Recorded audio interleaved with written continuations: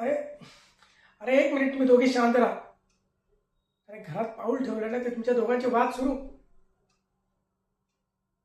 हे बघा, घर फक्त दोघा तिघा व्यक्तींचं नाही. घर म्हणजे संपूर्ण कुटुंबाचं मन आहे.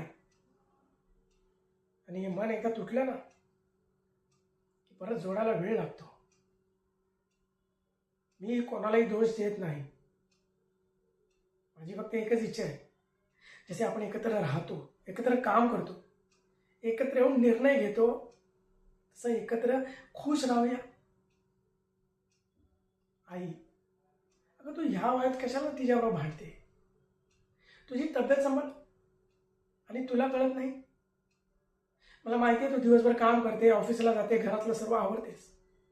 अगं पण तुझं वय काय, तिचं वय काय? ते काही नाही. मी तुम्हाला दोघींना हात जोडून विनंती करतो की प्लीज या घरात शांतता ठेवा. बाकी तुमची इच्छा.